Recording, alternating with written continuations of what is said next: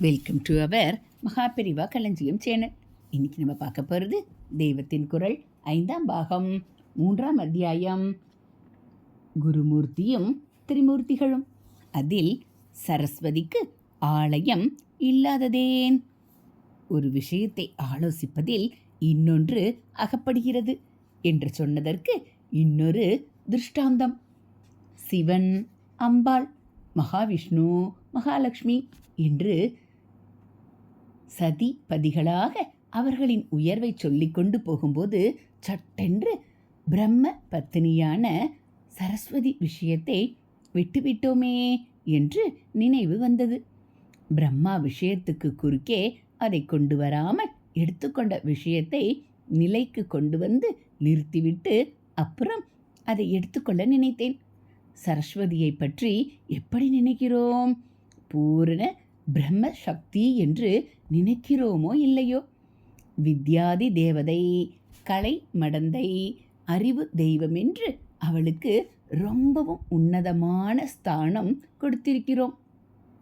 வெள்ளை வெளியேறென்று வீணா புஸ்தகங்களோடு அவளை நினைத்தாலே சாந்தியாய் இருக்கிறது. சரஸ்வதி பூஜை பண்ணுகிறோம். அவளை பற்றி ஸ்தோத்திரங்கள் மகான்கள் பண்ணியிருப்பது கம்பர், ஒட்டக்கூத்தர், குமரகுருபரர், பாரதியார் போன்றவர்கள் தமிழில் அழகாக பண்ணியிருக்கிறார்கள். அவற்றை ஓதுகிறோம். முத்துசுவாமி தீட்சிதர் முதலானவர்கள் அவள் மீது செய்திருக்கும் கீர்த்தனங்கள் பாடுகிறோம்.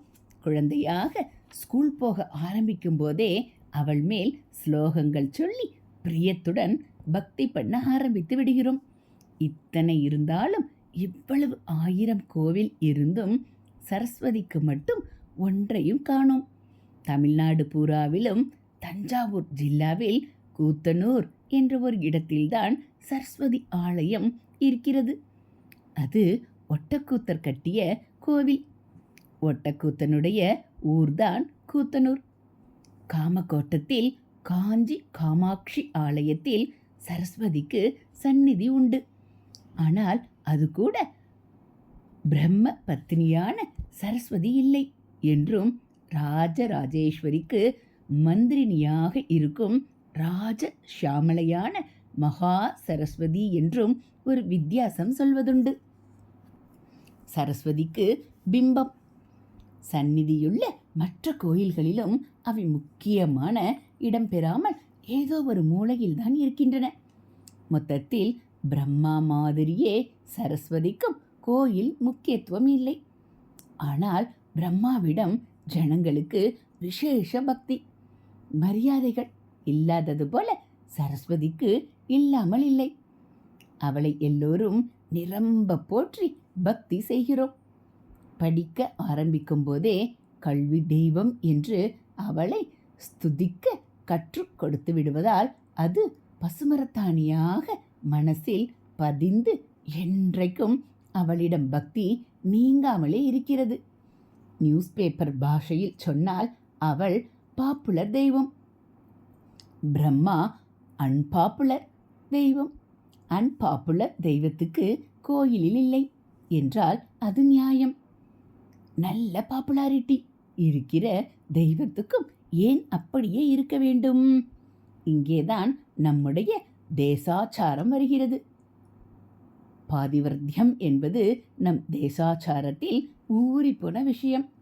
பதிவிரதைகள் புருஷனுக்கு இல்லாத எதையும் தாங்கள் அனுபவிக்க மாட்டார்கள்.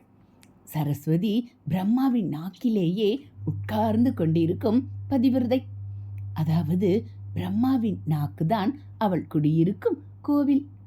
அவள் எப்படி பதிக்கு கோயில் இல்லாத போது தான் மட்டும் கோயிலில் குடிக்கொள்வாள்? அதனால்தான் அவளுக்கும் அவர் மாதிரியே கோயில் இல்லை. அகத்திலே நாம் கூப்பிட்டால் அவள் வருவாள். தாயார் அல்லவா? அதனால் நம் குடும்பத்து மனுஷியாக வருவாள்.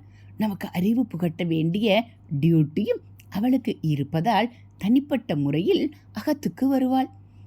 ஆனால் ஊர் உலகத்துக்கு பொதுவாக அவளை பெருமைப்படுத்தி கோயில் கட்டுவது என்றால் அப்போது பதியை விட்டுவிட்டு தான் மட்டும் மகிமை கொண்டாடிக்கொள்ள அவள் சம்மதிக்க மாட்டாள்.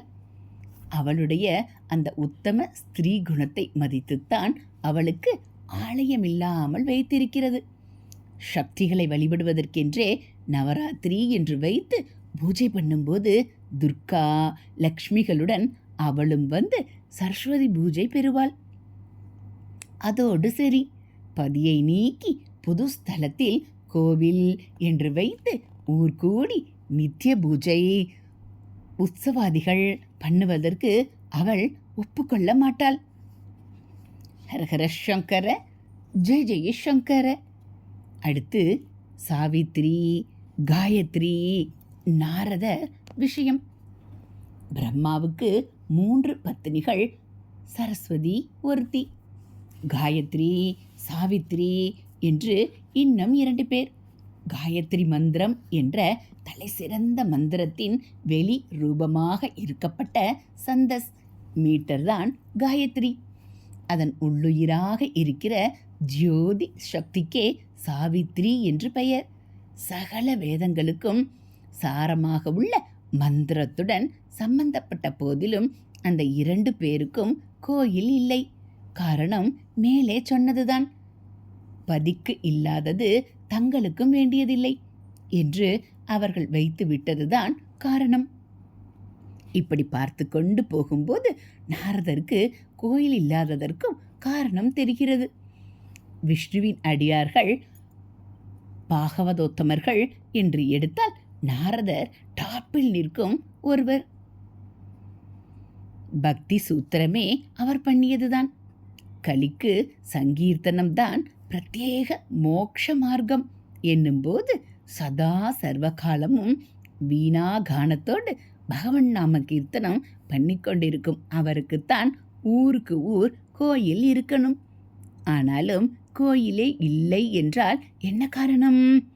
தகப்பனாரான பிரம்மாவுக்கும் 3 தாயார்களுக்கும் ஆலயம் இல்லாத போது பிள்ளை மட்டும் ஆலயத்தில் வசிப்பாரா? மாதா பிதாக்களுக்கு இல்லாதது தமக்கும் வேண்டாம் என்ற சத்புத்திர தர்மத்தை அவர் பின்பற்றுகிறார். பொதுவாக இன்னொரு காரணம் தோன்றலாம். தக்ஷ பிரஜாபதிக்கு அவரிடம் கோபம் வந்து நீ நின்ன இடத்திலே நிற்காம சுத்திண்டே இரு என்று சபித்தான். அதனால்தான் அவர் திரிலோக சஞ்சாரி என்னும்படியாக ஓடிக்கொண்டே இருக்கிறார் என்று கதை உண்டு. சுற்றி கொண்டே இருப்பவரை, இருக்க வேண்டியவரை ஆலயங்களில் பிரதிஷ்டை பண்ணி எப்படி உட்கார்த்தி வைப்பது? குருவில் ஆரம்பித்து எங்கெங்கேயோ திரிலோக சஞ்சாரம் பண்ணிவிட்டு நாரதரில் வந்து நிற்பதும் பொருத்தந்தான். அவர்தான் சங்கீர்த்தன குரு, தியாகையர்வாளின் குரு. குருவாகவும் இருந்து கொண்டு அதே சமயம் கலி சந்தரணம், கலியை தாண்டுவது என்று இந்த யுகத்துக்கு ஸ்பெஷலாக உள்ள மந்திரத்தை முதலாக பெற்றுக்கொண்ட சிஷ்யராகவும் அவர் இருக்கிறார். எல்லாரும் எக்காலமும் எங்கே வேண்டுமானாலும் சொல்லக்கூடிய அந்த மந்திரம் ஹரே ராம ராம ராம ஹரே ஹரே, ஹரே கிருஷ்ண கிருஷ்ண கிருஷ்ண ஹரே ஹரே என்பதுதான். தகப்பனாரான பிரம்மாவிடமிருந்தே நாரதர் இந்த மந்திரத்தில் உபதேசம் பெற்றிருக்கிறார். ஹரஹர சங்கர, ஜெய ஜெய சங்கர, ஹரஹர சங்கர, ஜெய ஜெய சங்கர. மகா பெரியவா சரணம். இதுபோல் தெய்வத்தின் குரல் பகுதிகளை நீங்கள் தினந்தோறும் கேட்கணும் அப்படின்னா மறக்காமல் நம்ம சேனலை சப்ஸ்கிரைப் பண்ணுங்கள். கூடவே பெல் ஐக்கானை கிளிக் பண்ணி ஆளுங்கிற பட்டனையும் அழுத்திடுங்க. நம்ம சேனலில் வரக்கூடிய தெய்வத்தின் குரல் பகுதிகள் எல்லாம் உங்களுக்கு பிடிச்சிருந்தா ஒரு லைக்கும் கமெண்ட்டும் கொடுங்க. தேங்க்யூ.